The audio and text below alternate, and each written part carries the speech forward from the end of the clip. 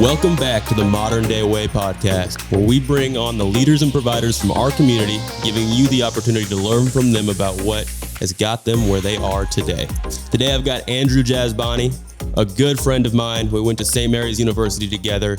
He's a Chaminade graduate, St. Mary's University graduate, and last but not least, just graduated with his physical therapy degree from WUSTL. So, Andrew, thank you for coming on, brother, and I'm pumped to hear a little bit more about your story and tell the world. So, dude, tell me, what inspired you to get into physical therapy?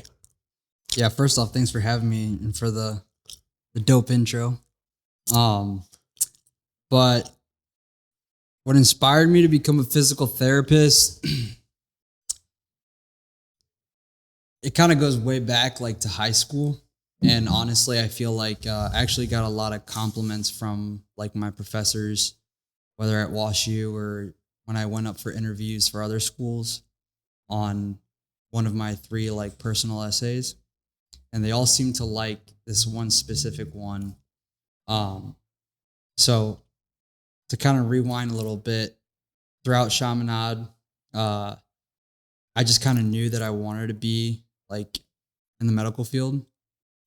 And that was through like my love of anatomy, biology, and then our athletic trainer at Chaminade, who's still there. Shout out to Scott Kugler. He was a huge mentor for me. He always supported all of us as athletes and as his anatomy students.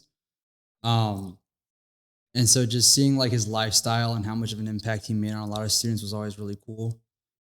But I feel like I was also kind of in that trap where, you know, I knew I would appreciate the medical field, but at the same time, like, you know how parents are sometimes, like, you got to go follow the money and all that. And you got to either become like a true medical doctor or a dentist. And they're like, you know, I've always been artistic and good with my hands, you know, growing up working carpentry with my dad since I was like 8. And I just saw how like dentists always work on these models and teeth and all that. So it got me interested. And so I think my first 2 years at St. Mary's, I was going that route.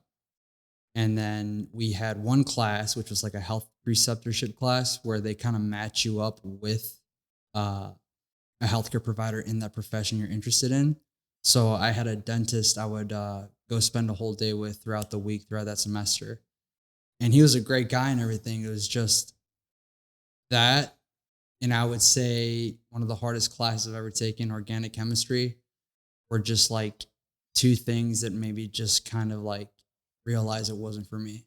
Like going into his clinic, appreciating him, but then noticing like I like to talk to people, you know, I like to build relationships. And, you know, I'm not bashing on dentists or anything, but, you know, I just found it hard. Like, you know, when you go to the dentist and they ask you questions and talk to you and stuff, and they're in your mouth, like you can't really talk back. He kind of broke down like the expenses of equipment if you open your own practice. It just sounded like a lot. And then on top of that, classes like organic chemistry. I mean, I did well, I passed, but just it's a terrible feeling sometimes to walk into a class and look around you and everyone's like really interested and excited about it, and you're just miserable. And that's when I knew I had to make a change. And it was really stressful. I had to go talk to my counselors and all that at St. Mary's because I didn't want to end up having to take an extra year. Because you and I both know we had the full ride scholarships from St. Louis. Yeah. And so I was like, I don't want to ruin that. But thankfully through Chaminade, I graduated with like, I think 60 advanced college credits. So technically, if I was on track with the dentistry route, I could have graduated with my degree in 3 years. So I still had that 4th year. So I had to kind of look around and say, okay, I've got all these classes. What can I do? What can I do with these? I said, I love anatomy. I love working out.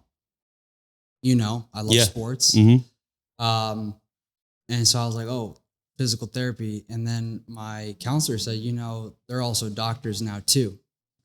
So as we discussed, and I think that change happened in 2016. And so obviously the parents were cool with it, right? Because I get the doctor title. And so I went with that. And when I thought deeper about like my personal essays, I was like, okay, I can't just write a story like that. No, it has to be something deep. And I would say like 90% of students, when they're applying to a PT school, they always talk about like, oh, I was an athlete and I was injured and I went to physical therapy and they got me back and I loved it. I was like, how can I stand out? Mm-hmm. All I remember is that I think I started the essay with like talking about fishing and like my love for like biology. And then through there, I talked about Chaminade and I talked about my brother, my best friend, Bobo. Mm-hmm. He was a stud in football. And one thing that really resonated with me, and especially like all of us like minorities at a private school, we all were really close to each other, right? Just because we kind of clicked a lot. Mm-hmm. We didn't have some of the luxuries that other students had. We realized each other's struggles. And so one day he got injured. I believe it was one of the ligaments in his knee. It wasn't ACL, it could have been PCL or MCL, but something major. And it happened during junior year when like recruiting really started getting heavy. And he was out for the season, or for like half the season. And I remember everyone's like, oh, like, it's not a big deal, dude. Like, you can get back into it, this and that. And you could just tell by like the look on his face and his emotions and him being like my brother, like he would tell me like how he was truly feeling. And it was like a depressive state at first. And he was like, what people don't realize is for people like us, football is my gateway to university. He was raised by a single mother and, kind of just grew up kind of getting by and trying to help our parents out. And so for him, football was the way to be able to pay for college, So he's like, it's not just a game to me. This is like a lifestyle. Like this is my way to achieve what I need to achieve. So it's not just an injury. It's not just, oh, I don't get to play this sport anymore. It's like, I may not go to college. Mm-hmm. So long story short, he got paired up with a physical therapist here in St. Louis. He was working a lot with Scott, and just seeing how they were able to get him not only back onto the field, but the fact that he got recruited by Valpo, a D1 school, was just crazy. And it was like a dream come true for him. And then from there, he transferred to other schools, kept playing football, got all these scholarships. And even though we got an easier scholarship, he really worked his butt off for those. And so just seeing that a physical therapist and athletic trainers can make that big change, they may not have thought of it then as much as I think of it now. But I thought, if I want to stand out on this essay and talk about how I really found that my passion for that, I think that's what really resonated with people, is that it's not just about someone helped me and got me back to what I wanted, but how can I help this other population? And then being fluent in Spanish and all that, I can definitely help out, minorities throughout St. Louis or wherever I go. Yeah, man, if there's anything I know about you, you just serve with passion. Yeah. Right. You want to love everybody around you. You want to serve people with passion. And that's something that I feel like a lot of people fall short in, right? They get into a career path where they don't necessarily feel like they're going to be able to provide much value, right? But knowing you through college and through these different time frames, right? Where, we all had our own struggles. We all had these different things we had to accomplish and overcome. And seeing you when you were making that switch from, becoming a dentist to going into your physical therapy, right? And then becoming passionate about physical therapy through that process was inspiring, dude, for everybody around you. And that's one of the reasons I was so excited to have you on the podcast, is because there's so many people out there that are just turning their gears, right? And they're just lost and they're confused and they don't know exactly what they want to do because they're scared to make a switch. They're scared to make a change in their life, right? And you made that change. And now you're sitting here in front of me, a doctor, right? And not just a doctor, but you're proud of where you've come. And you're getting to serve people in what you love, right? And that's just, dude, that's so cool. The people who you're serving now, right? Who do you think is like your favorite client, right? Is it those people who you said, like those minorities, right? Those folks, would that be your favorite client? I would say minorities for sure, because no matter where they're from, I feel like I've had, I graduated in 2022. And I've had 2 jobs already. And it just seems like whatever setting I'm in, just because I'm a minority myself, although I only speak fluently Spanish and a little bit of Farsi from my dad's side, it could be any patient, man. Like, for for example, like I have this Bosnian patient that now we're really good friends. And it's just the fact that I can relate to them, you know, and their cultures and respect their cultures and talk about something other than just what you need to do to get, you know, feeling better and whatnot.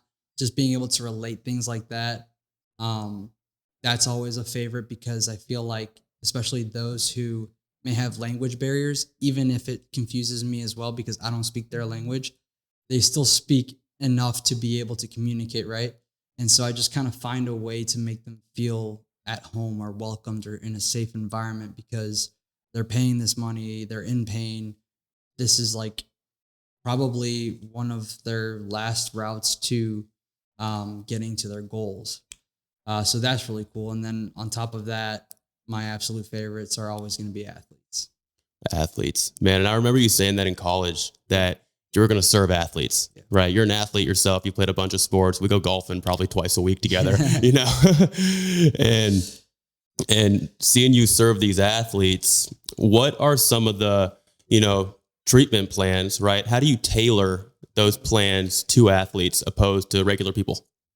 I kind of, so when an athlete comes in, first off, it depends on the injury. Did they have surgery or are they preventing surgery?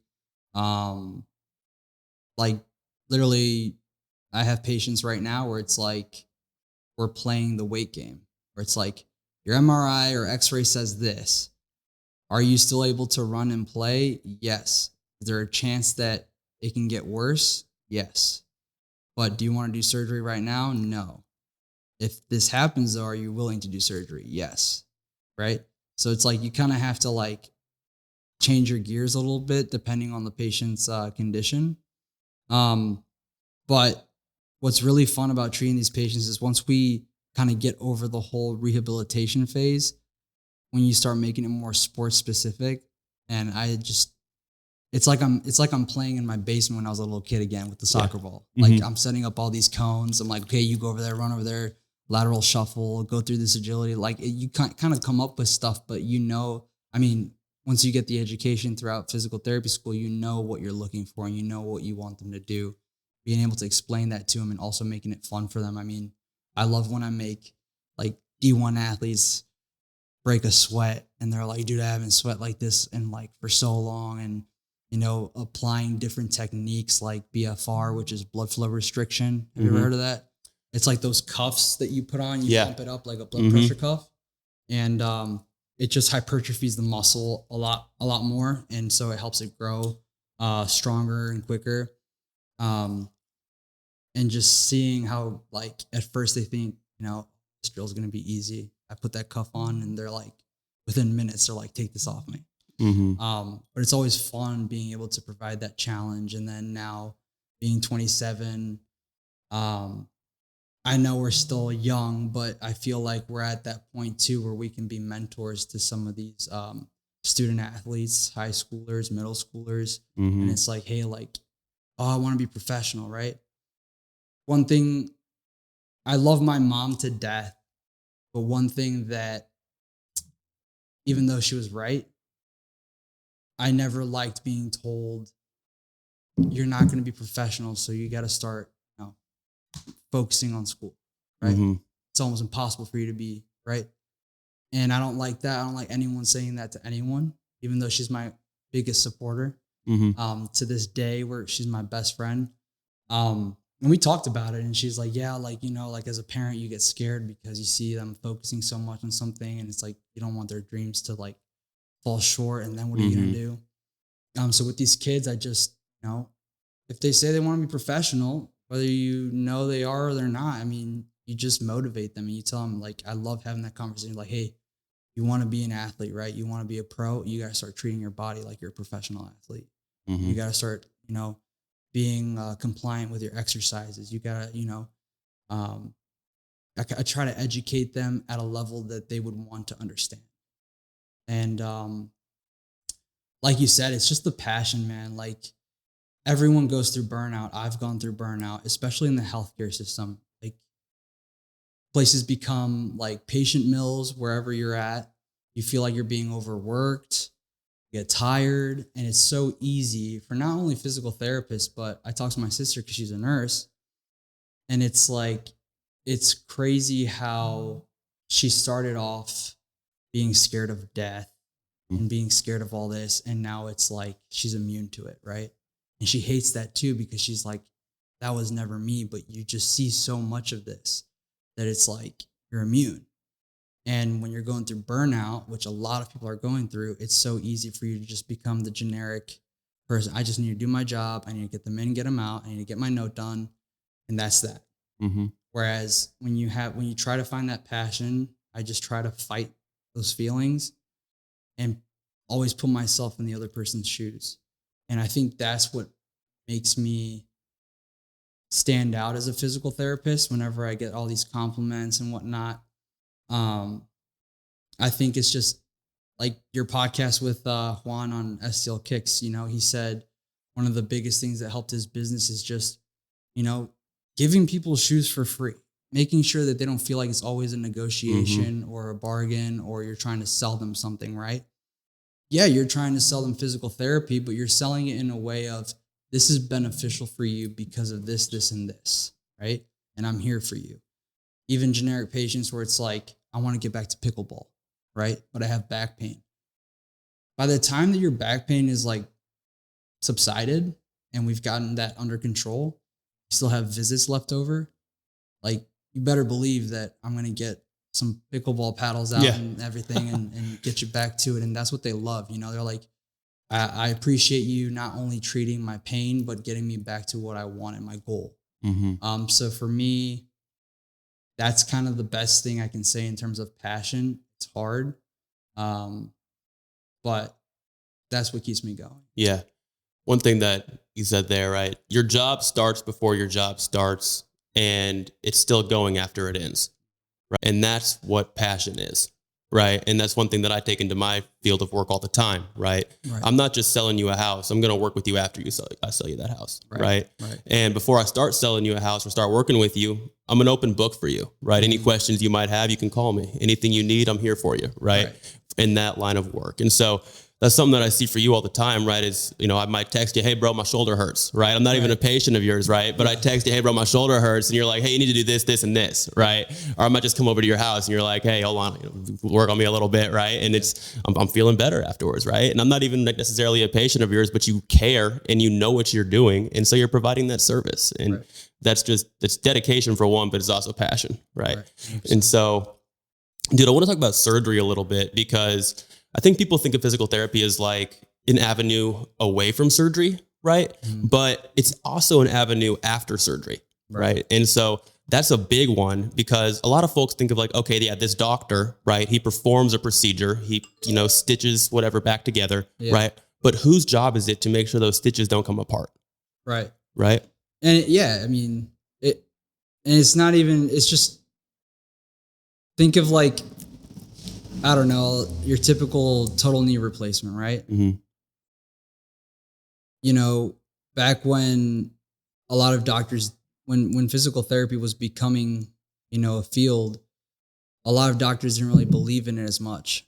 And now they believe in it like wholeheartedly to where they will provide me like, hey, he's under your care, but I would like to see this, this, and this if you can, right? Can you do these exercises? I need this, you know, because it's also a reflection on their surgery, right? So if they come into therapy and we don't get good results, they're going to say it was my surgeon. If they're really being compliant, you don't want that. Not as a surgeon and not as a physical therapist, because that ruins my relationship with the surgeon. So it's like with that knee surgery, the best route to go is to do prehab, which is strengthening everything before surgery. Having your surgery so that your outcome is so much better. Everything's a lot stronger than it was. You're already used to the exercises. You're familiar with the routine. You know what you're going to go through. And then right there, boom, we got to hit 90 degrees of knee flexion, then 120 degrees of knee flexion. Not everyone can get to that point, but you got to push them. You got to motivate them. You got to tell them, do you want to get back to walking? Do you want to get back to, you know, spending time with your grandchildren, right? Like finding outlets to motivate them to also continue with that. And so it's my job to make sure that I'm getting the results that not only the patient needs, but what the surgeon would like to see after their hard work as well. Because they don't want to have to go back in, cut them open again, and do it all over again. And so that's what's most important. I feel like that outcome is probably the best route, is doing surgery or doing physical therapy beforehand and after. You get a surgery and you don't do physical therapy nowadays, depending on the surgery, right? But most surgeries, it's really, really, really hard to get back to where you were previously or to get to your goals if you're not being that joint, if you're not, helping rehabilitate those muscles, right? Like someone literally just cut into you, cut bones, tendons, muscles, sew them back up. And if someone literally doesn't go to therapy, what do you think is going to happen? They're all going to just stiffen up. And it's like, what was the point of surgery if your leg is pretty much stuck in a straight position or flex position, right? Mm-hmm. And what was all that money and all that sacrifice and all that pain for? So that's why I appreciate physical therapy. Yeah. And in 2016, they changed the kind of education platform for physical therapists in a way, right? Where you guys have to be doctors now. You go to 4 years of college and then 3 years of medical school, right? And in my mind, that's the industry really shining light on how important physical therapy is, right? When you say you're doing something wrong, you're lifting weights wrong, something like that, right? And you've injured a muscle. If you're not doing physical therapy and being taught how to work that muscle the correct way, you go get surgery done, and now all of a sudden you're back in the gym doing what you were doing before, and you cause the same injury all over again, right? And for you, I mean, you graduated high school in 15, right? 2015. And so they changed that law like right when you decided to get into physical therapy, which is super cool because you're one of the first folks that graduated with that doctoral degree that's in the industry. Right. Yeah, that's sweet. And so how did you feel about WashU? Was that hard getting that doctoral degree? First of all, like growing up, going to Chaminade, seeing the amount of really talented and smart kids, even applying for undergrad schools, like WashU was never on my mind because I was like, no way in hell would I get into that school. So, I'd look at like Mizzou and all these other places, wherever my friends were going. Lo and behold, I got blessed with that scholarship. And I think out of my graduating class, I was the one who went the furthest away from home, going to San Antonio. Mm-hmm. What's wild is that I accepted the scholarship and everything without even visiting the university. I don't know if you did the same thing, but it's crazy, dude. It's a crazy change in lifestyle. And I my heart's in Texas. I love Texas. I had a great time. But when it came time to apply to physical therapy schools, it was a wild ride, man. Like I got my first interview to Mizzou, very first interview. So I flew back here from San Antonio because I think it was towards the end of my junior year. And it went so well. And, all those great things happened to me in Texas too. Like I was on the news twice and all that. So like when they do the Google searches, they're like, is this you on like, you're famous, dude. Telemundo? Like, did you really save this lady from a burning car? I'm like, yeah. Oh, you really care about people. I'm like, oh yeah, of course. So I felt like everything was just falling in place perfectly to the point where Mizzou notified me within like 3 days that I got a position. So right after that, dude, it was like downhill from there because I felt like having that first interview and getting that first acceptance letter early on just made all the other interviews. It allowed me to get the jitters and the anxiety out of the way. And just, in the back of my head, I'm like, you already made it. Just show these other schools what you got. And last minute, I think I got into other schools as well. And the one I really wanted to go to was Rockhurst. I got into Rockhurst, and then they told me that they had this dual program where at the same time that you're getting your doctorate degree, you can also get an MBA. Now that I think about it, I don't know if I would have been able to do that because that is hard. There's a reason why they say only like 2 to 3 students a year were able to handle it. So I gave them my $500 deposit, right? And then my parents were like, you should apply to WashU. You should apply to WashU. And I was like, it's the number one PT school in America. There's like no way. And so I just sat down in the kitchen over Christmas break, typed out all my essays again, switched it up a little bit, and just sent it in. And later on, I was hanging out with my fraternity, and we went to extreme midget wrestling. Yeah. Okay. Tell me more. I think it was like Ben. Yeah. Okay. Ben or someone else said it, like Ben and Footy. Mm-hmm. They all of a sudden they're like, yo, like we got like these 18 free tickets to extreme midget wrestling at the Alamo. We're gonna go. You down? Yeah, I'm down. So we went, and it was like eight in the evening, man, and we're just having a good time.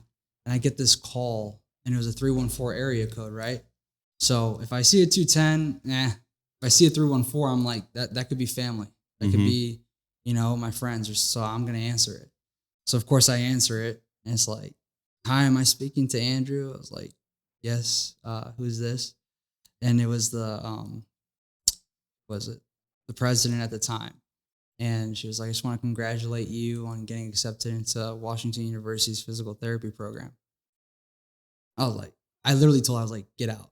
Yeah. And she goes, no, yeah, seriously. And there's like literally like, yeah, like wrestlers, like midget wrestlers, like jumping in the background, bro, like screaming. I didn't know what to think. And I was just like excited and like nervous. I was like, oh God, like what if they hear all this? They're like, oh God, did we make a mistake? But I was just having the time of my life after that. Told everyone was like hyping me up. Told you hyped me up. It was like everyone was proud of me. I was proud of myself. I couldn't believe I accomplished it. And then once starting it, it was hard, man. It was so hard. But it was a good challenge. I learned so much. WashU specifically does this different approach called the MSI. Mm-hmm. MSI, like system program. It's like movement system impairments that I don't think any other school teaches it. Mm-hmm. There's this famous physical therapist, Shirley Sarman, who started this, and she was at WashU. And so it's like a WashU thing. Now, there were like pros and cons to it. The con was that we've literally been learning this throughout our 3 years, right? Of course, we learned everything else, but everything was kind of based off of this style. And so when it came time to clinical rotations, like going out to these clinics and being a student and treating patients and whatnot, I had no idea what half of the exercises meant. I just knew what MSI was. But the thing is, and what I appreciate about WashU is that once you understand MSI, it's like what they say in like, when you're a kid in math, like in math class or science, like once you understand this, you can understand everything else. Once you speak one language at a young age, you can speak a lot other languages easier, right? Mm-hmm. Once you graduate from WashU with that MSI understanding, it doesn't matter what clinic you're at, you can apply it like nothing. And it helps out so much because then I can bring different approaches to the table. What made WashU the hardest though was COVID. I mean, imagine going to the number one PT school in America. Everyone knows. I mean, everyone from St. Louis knows. You hear WashU, no matter what it is, everyone knows, dang, that's challenging. Yeah. And then out of nowhere, after I think the second semester of our first year, COVID hits. And we literally, the hardest transition was going to anatomy class and having to cut into cadavers, right? Bodies. Like literally fresh, like you're cutting into them, you're learning the anatomy. We already had like 2 tests, I think, at the time before COVID was like nationwide. And you go from taking these tests in person, seeing the veins and seeing the muscles and where they attach to, taking the test is already hard itself. You get 1 minute to like write down what the question's asking, and then you move on to the next one. Mm-hmm. So all of a sudden we're online, and I kid you not, like I have gratitude for the professors because they tried really hard, and it made it 10 times harder because now we're all online, and I kid you not, we had a professor walking around with like a camera and like, and you're just like over there freaking out. Like I was like, dude, this all looks like spaghetti to me. Like I don't know what this is, and so it's like you freak out about it, but I feel like my class, one thing we can appreciate is the fact that we survived that. Mm-hmm. And I feel like, even though it affected a lot of things, it canceled some of our rotations. It only made us stronger because the professors weren't letting up very much on that anyway.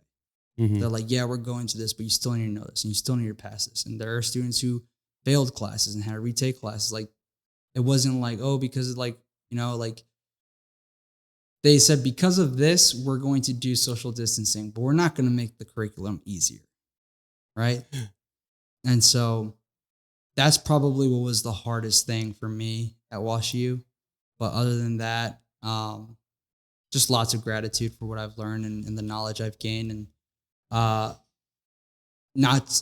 hate to be boastful because, like I said, like it was a blessing.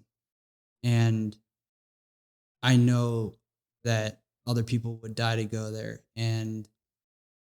But just being able to say the name, like it carries a long way sometimes, you know? I think everyone's a great physical therapist, no matter what PT school you go to. There are cheaper ones right now that sometimes I'm envious because I'm like, dang, like their student loans aren't as high as mine are. But it's kind of cool it's like a almost kind of like pride, you know, like I accomplished something big. It may not be big to others, but to me it was huge. Taking pride in your actions, man, that's key, right? If you're not taking pride in your actions, what are you doing? Exactly. Right. And I mean, COVID, right? You've got a job where you literally touch people and work on them, right? That is your job. You adjust muscles, you work on, you know, all kinds of stuff that involves you directly in contact with another individual. And so thinking about, like, for my job, for example, we just put a mask on and showed houses, right? It wasn't that big of a deal. Now, for you, how did that work? Like, when people are going through physical therapy, did you have a mask on? Did you wear gloves? What did that look like? Dude, funny story is that out of all the adversities I've overcome in my life, I just felt like God kept testing me. And of course, we had the first rotation canceled. So they said, okay, because it's canceled, you're not going to have the summer off. We're going to take some courses in the summer. Okay. So we took courses in the summer. Then they're like, okay, now all these hospitals and clinics are allowing us to take students again. Then we had the whole fun thing that we do is like you draw numbers out of a hat and then you literally it's almost like, remember in college, like when you'd like wake up, set your alarm so that you can get the first pick in your classes and stuff, just before other people take it. You might. But it was like some people felt it was unfair and this and that because they didn't get their pick. But at the end of the day, you know, the clinical advisors at WashU worked really hard to make sure that you were somewhere that you'd be okay at. So me, you know, having my girlfriend in Houston and having all our friends in San Antonio, I had to get my inpatient rotation out of the way. So there's outpatient and inpatient. Outpatient is like the clinic I'm at right now, where people can come in and whatnot, or I see athletes. And when you're an inpatient, you don't really see athletes. Like you're in a hospital, right? Some sort of hospital. So I said, that's the setting I don't see myself in. I'm not interested in it. But if I'm going to have to do it to graduate, I want to do it somewhere where I have friends and family outside of it, right? So I said, okay, perfect, Houston. And they accepted me. And 2 weeks before we were getting shipped out to our rotations, Houston gets called off as a hotspot for COVID. So then they let me know 2 weeks in advance, right? In advance, not really in advance, like literally 2 weeks before we start. Hey, we can't take your student anymore. So they're like, well, the only other spot that wasn't picked from everyone was this hospital in Indiana. And I was flipping out, dude. I was like, no, like this is the one rotation I don't expect myself to appreciate or have fun in, you know? Like obviously you can appreciate anything, but I'm like, I don't want to go in the middle of nowhere where I don't have any family or friends. I don't want to have to pay or you know, lease an apartment and do all that by myself. Like I'll be miserable. I literally said that.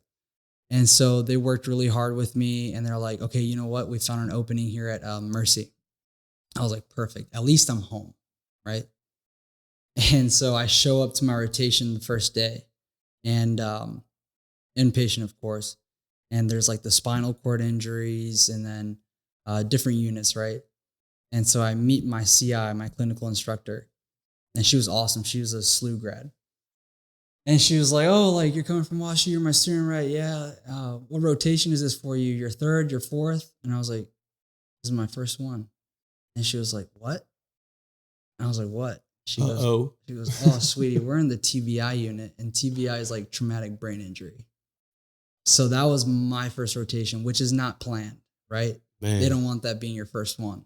We were barely going over neuro at the time. And that's where you learn all this stuff.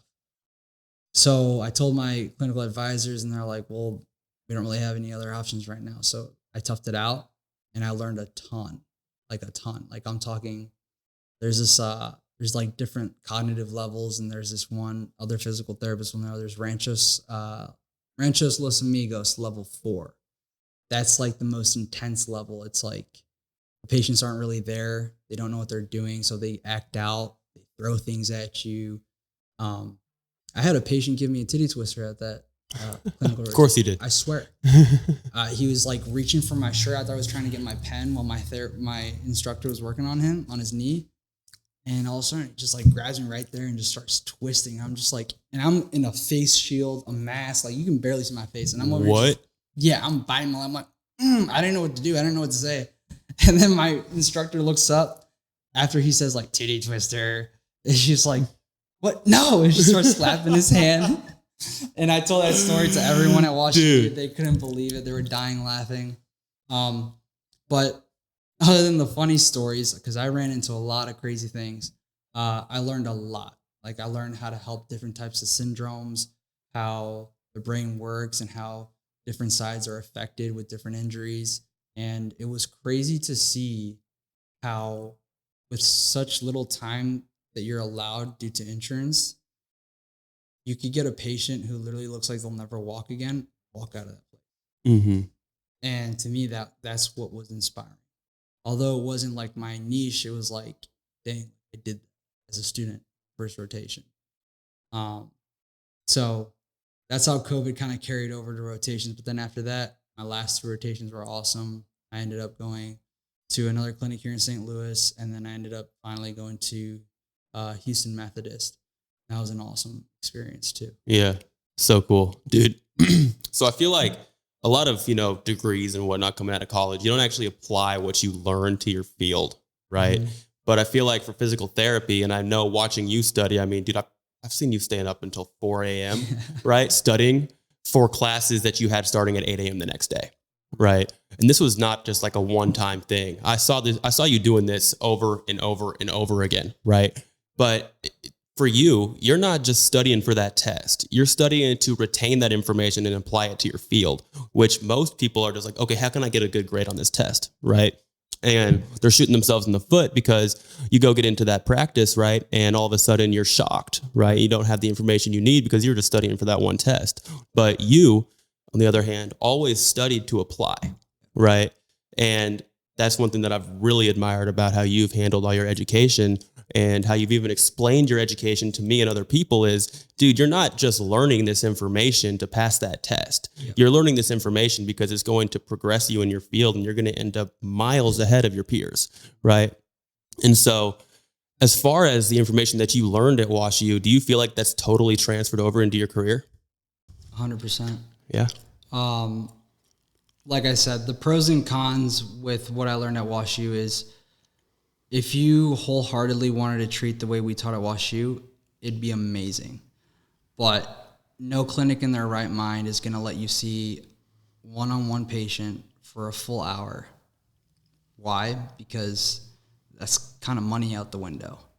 They expect your therapist to see at least 2, maybe even, depending where you're working at, man, some places are having you see like 3 to 4 patients. And so to them, that's money. Right. Mm-hmm. And to you, that's where the burnout comes out. And so it was a little upsetting that we couldn't really treat it in depth. But like I said, I would treat it to the way that it would make the clinic flow. I would treat it to where my teammates can catch on so that if we ever helped each other out, they knew what I was doing. But then when it came out to be like that light bulb or just something that I could bring to the table would be like, hey, I've been trying this and that, and nothing's working, or this. And then that's when I'm like, okay, I got like 5 minutes. I'm going to do this quick exam that I learned at WashU. And then boom, oh, it's not your shoulder. It's your scapula or something out, like, you know, and it's just crazy how one little thing can help like readjust them, their posture, or decrease their pain and symptoms, or just change their posture throughout their daily lives. And they're like, I never knew, right? Some people are like, I can't believe my posture is what brought me in here. Mm-hmm. But 90% of the time, people have to check their postures, man. Everyone's on their phone. Everyone's on their computer. Everyone's hunched over. You see videos on TikTok nowadays where it's like, how to get rid of the hump on your neck. Yeah. Right? Well, it's like, you're always like this, right?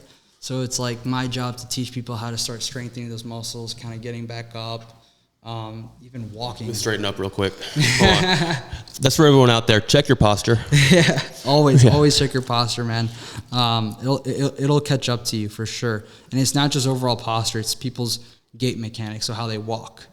Some people walk a specific way their entire life, and that's normal to them. And I see it, and I'm like, oh my gosh, no wonder your knees are screaming. You know what I mean? But again, back to what I appreciate from what I learned at WashU is that I can quickly analyze what I learned through Shirley Sarman's program. Like, okay, people always think they're here for their knee, so I'm going to hyper focus on the knee.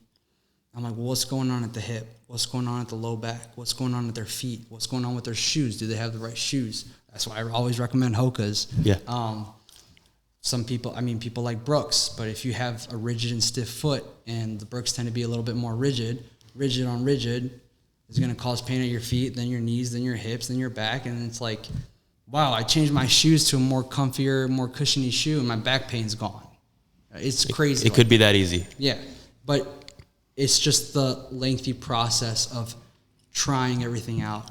And so everyone knows when you become a physical therapist, when you're studying to be a physical therapist, you will hear it time and time again that this is a field of continuous learning. And so that's why we have to get a certain amount of continuing education credits, right? And a lot of jobs require that. And you always want to choose the ones that you know that maybe you're weaker on, or maybe you didn't get to spend time on, so that you have, like I say, more tools in your toolbox. Because you will get those patients where it's like, man, I've tried everything and I don't know what else to do. I can't even get the patient buy-in anymore. They're not going to want to come back. They're still in pain. I feel bad. But thankfully, I've hardly reached that point. I'll find a way. And sometimes it's just the mind. Mm-hmm. That's what's crazy too, is that sometimes it's not necessarily the body, but it's the way that they're thinking. It's the way that, their mentality is. You just give some people some motivation. That's just like a life thing too for people. It could be in any job. It's like the way you're thinking about it. I'm in pain. It's going to cause pain. Pain. So what's going to happen? Pain, right? Well, I'm going to educate. We're going to do this to get rid of this pain, and this to get rid of that pain, and this to help with this, and this to help your range of motion. Once we, fix your flexibility, you'll feel 10 times better. Mm-hmm. People haven't stretched their whole lives, man. It's crazy. Yeah, it is crazy. And I feel like physical therapists have a niche degree that leads into it, right? What degrees lead into, getting your physical therapy, doctoral degree? Like to get into? Yeah, it's like, is it education, sports science? What is it? So I did exercise sports science. Some people did biology. Some did chemistry. I think one of the wildest ones I heard was actually a classmate of mine at WashU who was literally a clothing designer. Mm-hmm. And she was wicked smart. And so you could have a degree in anything, but as long as you took the prerequisites that you would need for physical therapy, you should be good. Okay. What degree do you think would be the best to lead into it? I would say exercise sports science. Mm-hmm. But another thing that I feel like also made me stand out as an applicant to these schools was St. Mary's is, I think you knew of this, their physical therapy, we lost like the 2 counselors we had who were physical therapists, who were teaching in the exercise. Yeah, I was getting the exercise sports science degree same time you were. So they had no idea these students had no idea what to do. I had, I always worked hard. I always read into everything. And I realized like, oh my God, I signed up for the wrong anatomy and physiology class. Like this is exercise, sports science, anatomy, physiology. This is what like the athletes take.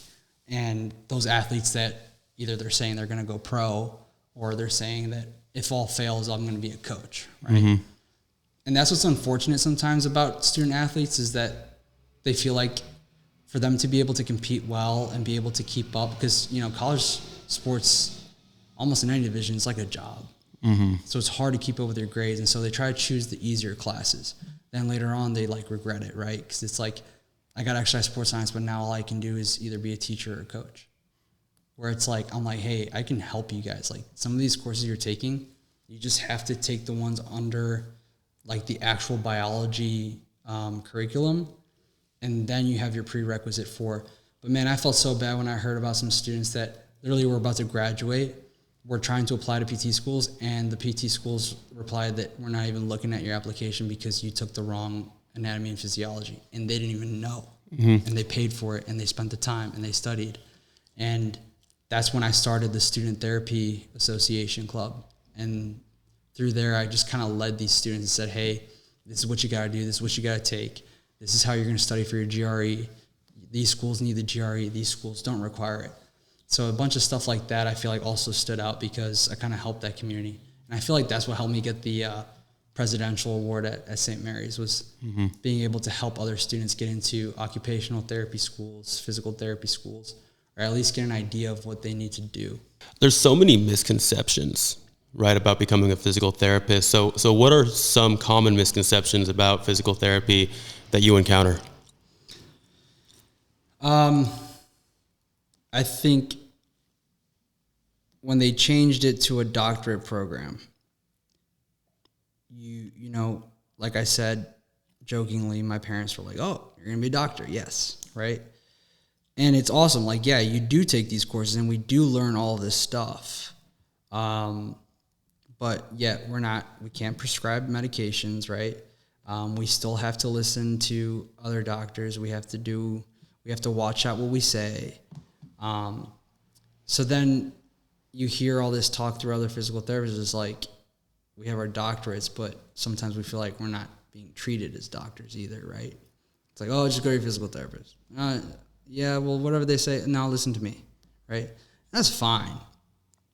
But when you hear that you're going to be a doctor too, like one of the biggest things for me was, okay, I graduated my undergrad debt-free, right? It was a blessing. Mm-hmm. And I told my parents, like, hey, like, it's awesome. I'm going to WashU, but being the number one PT school, it's like, it's really expensive just these 3 years, right? And everyone said the same thing, not just my parents. It was friends, family, like, I wouldn't say teachers, but everyone just seems to think, oh, dude, you're going to be a doctor. You're going to be making enough money to pay that off quickly. And that's not the case at all. A lot of physical therapists have been, fighting for what's right, like either help us decrease the burnout. And again, it's not just physical therapists, it's a lot of people in the medical field. But sometimes you do a lot more work than you feel like you're getting compensated for. And on top of that, you're making this salary that I would define as a second-year physical therapist as enough to help you get by. Mm-hmm. Enough to help you make whatever payments, enough to help you just live, right? But you're not going to be living a luxurious life, especially if you're graduating from any of the top-notch schools. I mean, any PT school really is pretty expensive, right, to get your doctorate, right? So then people start making the jokes like, oh, they just changed us to a doctorate so they could charge us more money, right? Mm-hmm. And so it's just kind of annoying and sometimes depressing for a lot of people. And a big reason why people burn out is you're doing all this work, you're making this salary. Some people say it's a great salary, some people don't like the salary, what have you.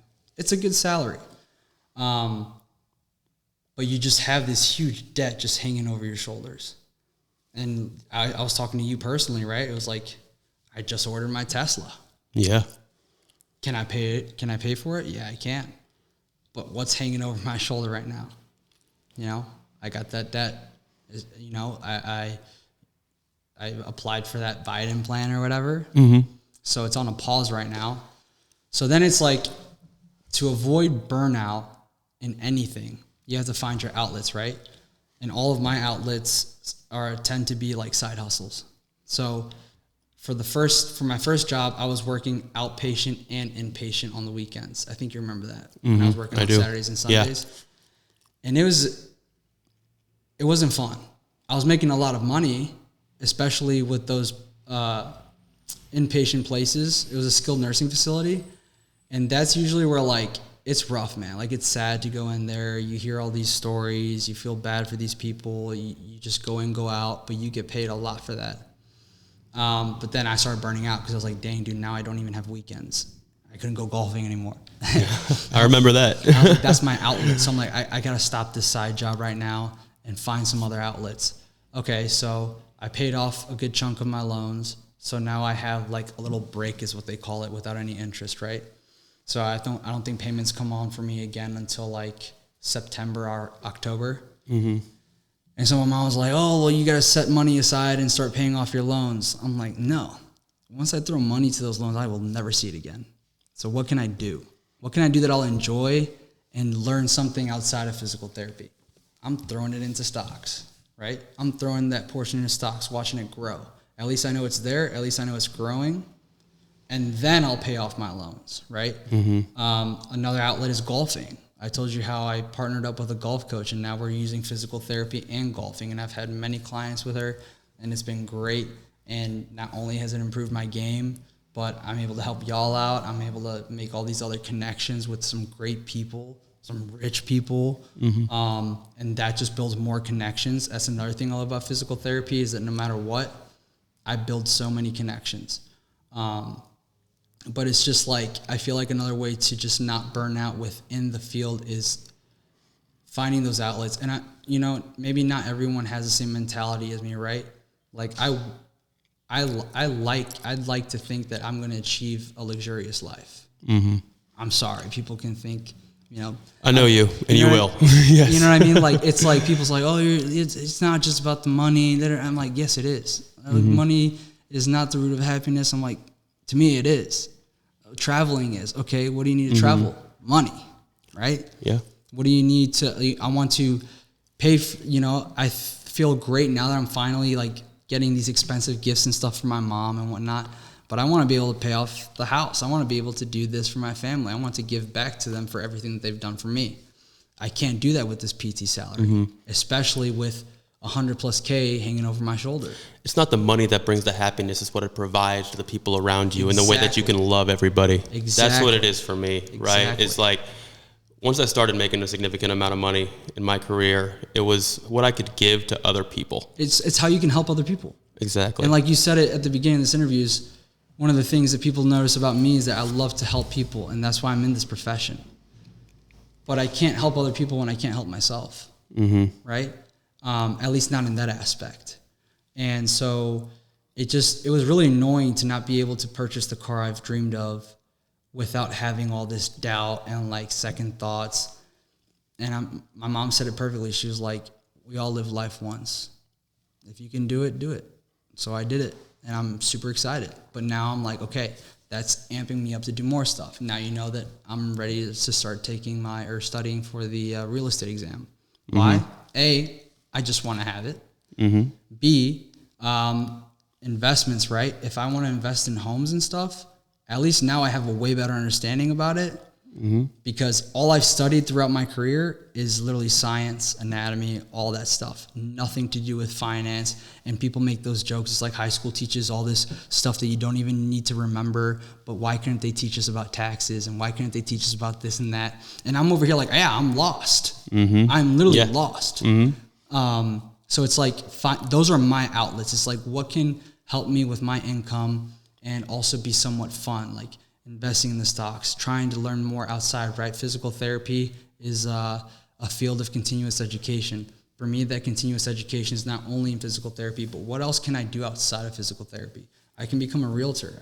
I'm bilingual. I can help out the Hispanic community like my mom does. I can help my buddy out, join his team, you know. I can do all these other things. I can get into the golf coaching. I can literally just go into golfing and become a really good golf coach. Work with soccer players. I don't know, what have you. But it's like my mind's always running. And to me, I feel like that's what, even though I still definitely have the symptoms of like burnouts at time, those are the things that keep me pushing. Yeah.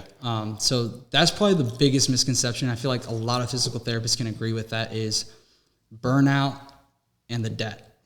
Burnout and the debt. What are some avenues to make a significant amount of money through physical therapy? I think for those who are especially asking that question, in what ways can they do that just within physical therapy, right? Not all the other jazz I was talking about. It's finding the right company you want to work for. And for me, you know, shout out to my company that I work for, Advanced Training and Rehab here in St. Louis. It's a St. Louis locally owned company. And we just opened our 23rd clinic now. And they're doing really well, great things. And one thing that I love about them, and to answer your question about like a different avenue, right, is when they hire you, they give you an option, right? Not everyone has to do it. It's only those who are really interested in it. They give you this opportunity. No matter who you are, they're always going to give you the opportunities to mentor you. And that's something I haven't found at any other clinic.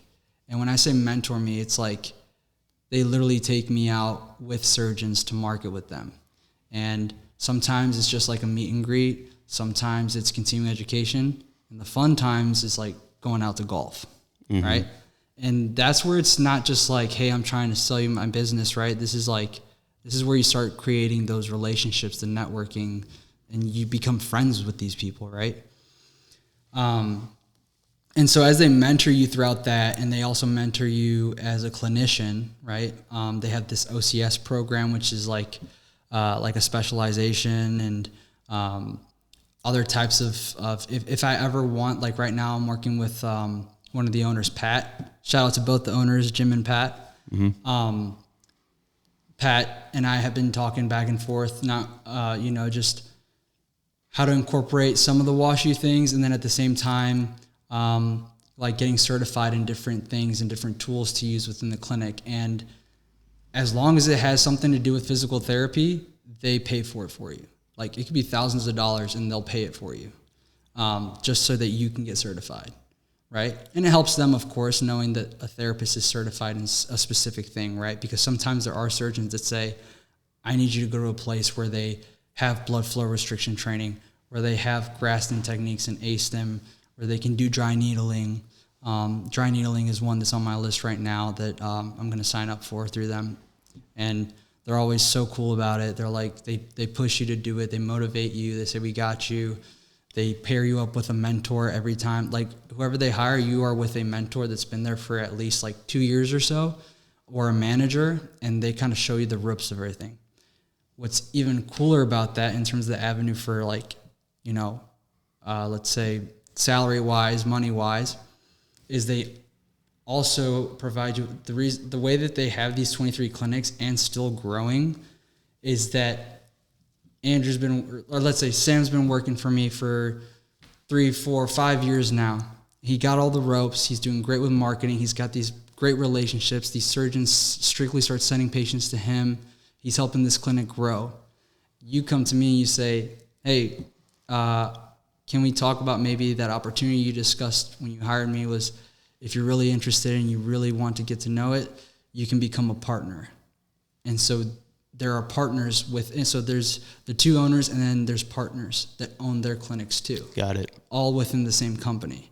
So then typically my goal would be to open my own clinic, right, as a partner. And then that's just another avenue, right? Yeah. And you keep growing and growing and growing, and it's awesome, like the things that they do, because they treat you like family, right? Like maybe it's because it's locally owned, who knows? But maybe that's why they're doing so well, is because they don't only see you as an employee. They see you as a team, right? Like that's why, like, if God allows me to, if I pass my real estate exam, right, like I'm joining your Yeah. team because you're my family, right? Coming on. It's like, I know you're going to put me on. I'm going to put you on. And it's like, we kind of work off of each other rather than like bigger corporations are like, do this, do this, do this. You didn't do that. Boom. Yeah. You know, like first warning. But like, they'd never say like, oh, do you want to own a clinic? Yeah, sometimes you get promoted to like manager or clinical manager, what have you. But I've never heard of a place saying you can own your own clinic with us. You can be a partner. You can be in these meetings with us. You can help us grow. You can bring things to the table. So that's what's exciting. And I feel like for us young therapists, that's always on our, for those of us who want to, that's like ambition, right? It's like, I'm building these relationships. Cool. Check that box off. I'm doing this. Check that. I'm doing well with patients. I'm getting great Google reviews. I'm doing this. I'm doing that. Like, it feels good knowing that not only the people within your company know your name, but surgeons know your name, patients know your name, and you just keep growing, and then you open your own place, and then it's up to you to make it grow. You've got such an entrepreneurial spirit, dude, behind you. I mean, you're a doctor with an entrepreneurial spirit. I mean, that is special, right? Because you're not just going with the grain, right? You're going to shake and you're going to move and you're going to make some people upset, but you're going to make things better in the long run. And I love that. But throughout your career, you've gotten the opportunity to work with some super cool people. You said that you've also just, some of them become your friends too, right? Yeah. And you take some to the gym, you work out with them, right? You were working out with some MMA fighter the other day. Yeah, Joaquin. Yeah, Joaquin. Yeah. Dude, that guy's a stud. Yeah. Right? Yeah. I mean, he's like number 11. Yeah, right. Ranked number 11. That's crazy. He just won that big fight, and now he's trying to get the main event in St. Louis. So we need to spread the word out for him, because I believe from what he told me at the gym was the more that people talk about it, the higher the chances are that they'll put him as the main fight. And I mean, who else better than a St. Louis native? You know. Shout out Joaquin Buckley. Let's get it, man. Everyone talk about it. Let's get him to the main event. Go take him down. St. Louis. But yeah, no, he's awesome, man. Like, it was just one thing led to another, and all of a sudden, you'll run into patients, man. You'll run into them randomly. And he was done, and I went to the gym, to Club Fitness, like I usually do. And all of a sudden, I feel this big hand on my shoulder, and I turn around, and he's like, "What's up, big man?" And he's like, I didn't even ask, bro. He just goes, "You want to get a quick round in?" So here I am, dude, like dying with a UFC fighter, dude, like doing all his like routines. I almost fell off the treadmill running with him. He has this crazy like warm up, bro. His warm up is, you start at like, I think it's like 4.5 miles per hour at a 4 incline level. Then after a minute or a minute and a half, you go to 5 incline, 5 speed, 6 incline, 6 speed, and you go all the way up to 9 or 10. Or he says you go up, the goal is to go up to either 10, or the second goal is till you fall off. So dude's putting in work. And I had to prove it to him. I love that, man. I love that. He's not just like, I'm going to go into this fight and I'm going to win. No, he said, I'm going to put the work in to go into this fight, and I'm going to win. He's a great guy, dude. His mentality is insane. And just being able to work with people like that is truly motivating and inspiring.